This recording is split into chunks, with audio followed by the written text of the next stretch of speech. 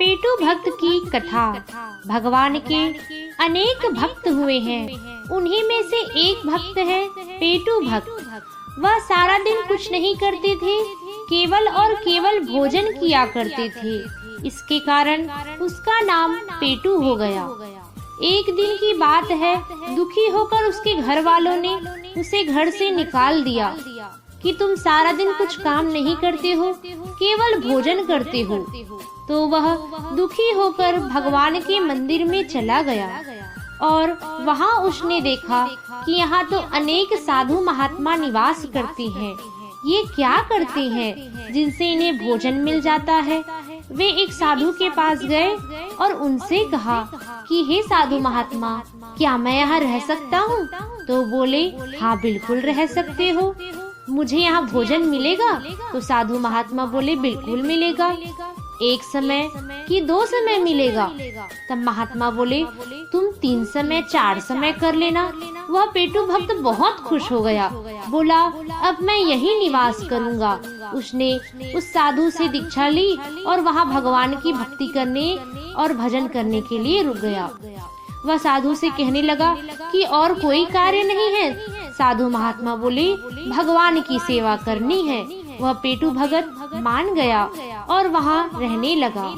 कुछ दिन सुखपूर्वक बीते थे कि एकादशी आई। उस दिन मंदिर में सभी साधु महात्मा व्रत रखते थे। उस दिन रसोई नहीं बनी तो पेटू भगत सोचने लगा, आज क्या हो गया है, कोई भोजन नहीं कर रहा। वह सोचने लगा कि मुझे भोजन कब मिलेगा। वह साधु के पास गया और कहने लगा, आज रसोई नहीं बन रही है, हम भोजन कब करेंगे? साधु महात्मा बोले, आज एकादशी है, तुम्हें भी व्रत रखना है। कल द्वादशी के दिन हम सब भोजन करेंगे।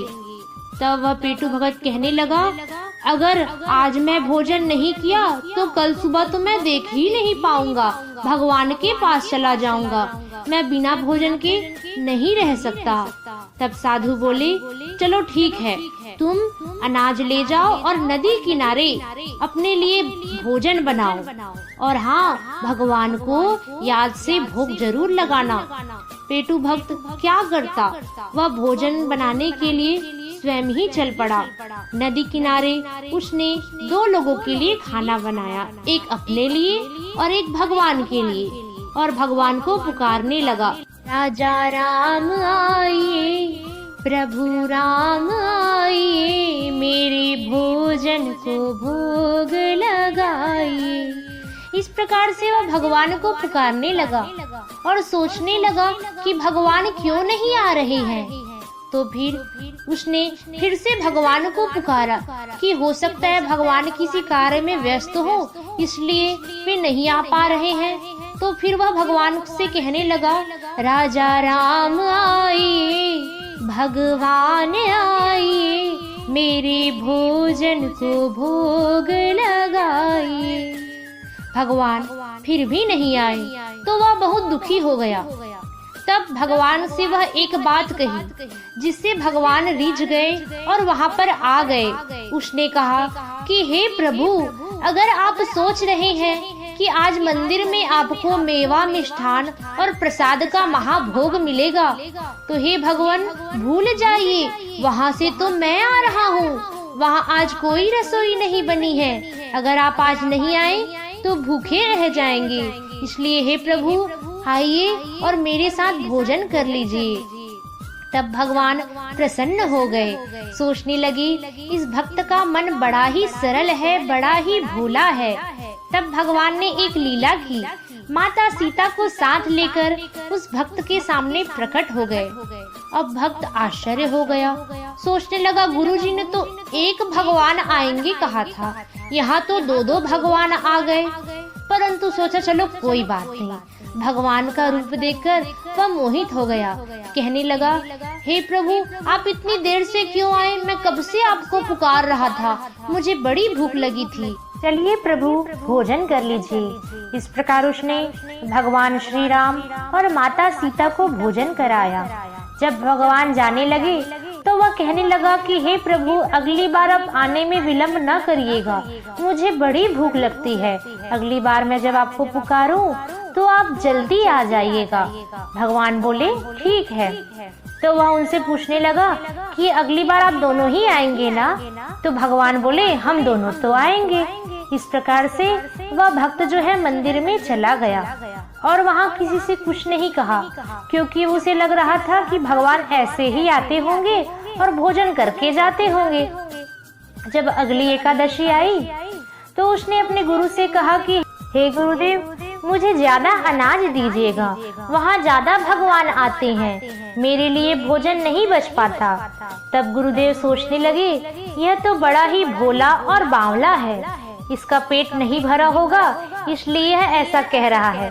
तब मुस्कुराकर वह कहने लगे, ठीक है, तुम्हें जितना चाहिए उतना ले जाओ।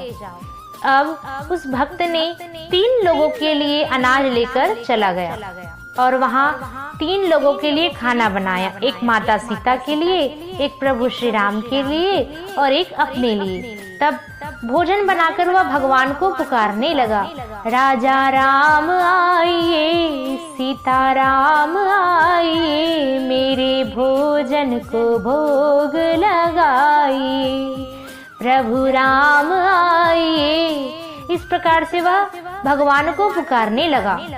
तब भगवान ने एक और लीला की, अपने साथ श्री जानकी जी और भ्राता लक्ष्मण को लेकर पहुंच गए।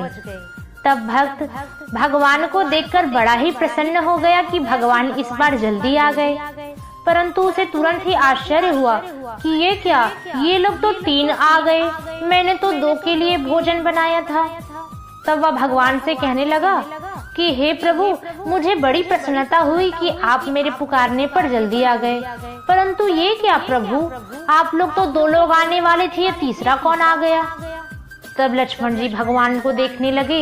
तब भगवान बोले कि ये मेरा छोटा भाई है, मैं भोजन करने जाऊंगा और ये नहीं आएगा तो मुझे अच्छा नहीं लगेगा। तब भक्त बोला, चलिए कोई बात नहीं प्रभु, आप लोग भोजन कर लीजिए। इस प्रकार से उसने भगवान को भोजन कराया। जब भगवान जा रहे थे तो वह उनसे कहने लगा कि अगली बार आप तीनों ही आएंगे ना? तो भगवान बोले हाँ, हम तीनों तो आएंगे। वह भक्त बोला, पक्का आप तीनों ही आओगे? तो वह बोलने लगा, हाँ, हम तीनों तो आएंगे। इस प्रकार से भगवान जो है चले गए और वह भक्त मंदिर में आ गया। जब अगली एकादशी आई तो वह अपने गुरु के पास जाकर कहने लगा कि हे प्रभु, वे लोग तो ज्यादा भगवान आते हैं, कृपया कर मुझे और अधिक अनाज दीजिएगा। तब गुरु सोचने लगा, जरूर यह अनाज को बेचता होगा, क्योंकि यह इतना सारा अनाज तो खा नहीं सकता। तो उसने कहा, चलो ठीक है, तुम्हें जितना चाहिए उतना ले जाना। अब इस बार उस पेटू भक्त ने अनाज लेकर नदी किनारे जाकर बैठ गया, परंतु वह भोजन नहीं बनाया और पहले से ही भगवान को पुकारने लगा, राजा राम आइए, प्रभु राम आइए, सीता राम आइए, संग में लक्ष्मण को लेकर आइए। इस प्रकार से वह भगवान को पुकारने लगा। तब भगवान की लीला तो देखो, इस बार पूरा राम दरबार प्रकट हो गया। राम, लक्ष्मण, जानकी, भरत, शत्रुघ्न, हनुमान, इस प्रकार से उनके अनेक भक्त भगवान के साथ प्रकट हो गए। तब वह पेटू भक्त भगवान को देखा और आश्चर्य होकर मुस्कुराकर कहने लगा, हे भगवान, मैं जानता था, इसलिए मैंने भोजन बनाया ही नहीं। तब भगवान कहने लगे, तुमने भोजन क्यों नहीं बनाया और मुझे पहले से ही क्यों बुलाया? तब वह कहने लगा, हे प्रभु, जब मुझे भोजन मिलता ही नहीं तो मैं क्यों बनाऊं? आप ही लोग भोजन बनाइए और आप ही लोग खाइए। इस प्रकार से वह आंख बंद करके बैठ गया। तब लक्ष्मण जी भगवान श्री राम को देखकर कहने लगे कि हे प्रभु, यह आपका कैसा भक्त है? बड़े बड़े ऋषि मुनि भी आपको भोजन कराने के लिए, आपके दर्शन पाने के लिए तड़प उठते हैं, और ये कैसा भक्त है जो आपको भोजन के लिए बुलाता है और स्वयं ही आपको भोजन बनाने के लिए कहता है? तब भगवान कहने लगे, यह बड़ा ही भोला है, चलो हम लोग भोजन बनाते हैं। इस प्रकार से लक्ष्मण जी लकड़ी बीनने चले गए। जानकी माता भोजन बनाने लगी।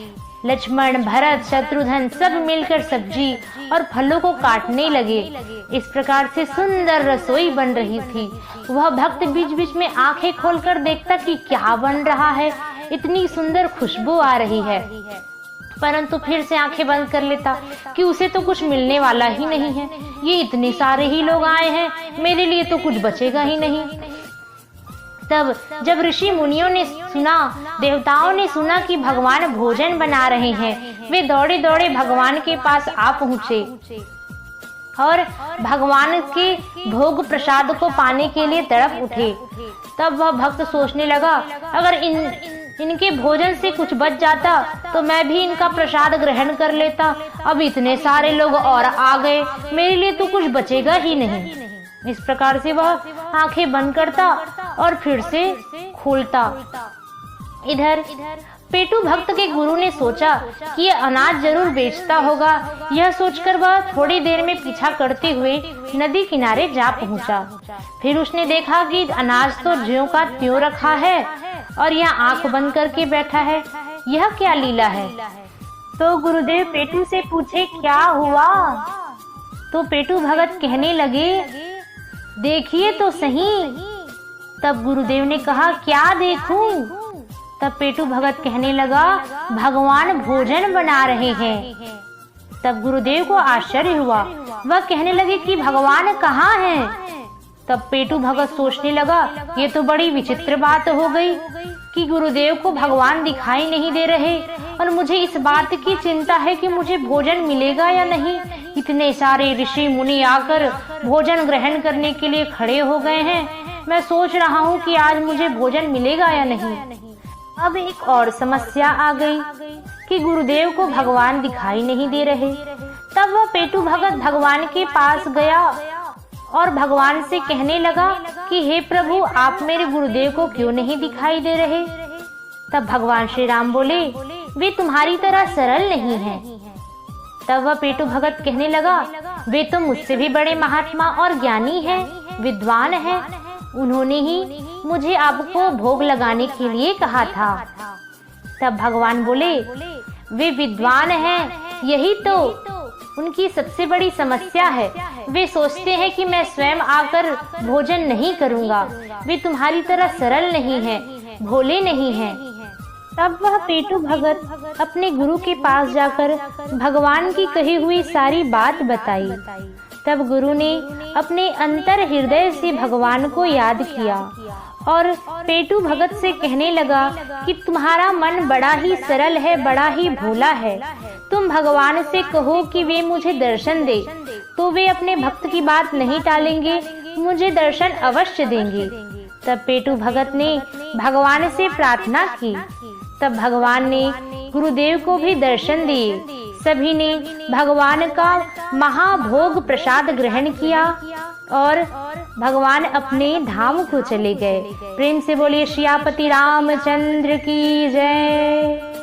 प्लीज मेरे वीडियो को लाइक और शेयर जरूर करें और मेरे चैनल भगवान की पावन गाथा को सब्सक्राइब जरूर करें ताकि आप भगवान की सुंदर कथाओं का श्रवण कर सकें।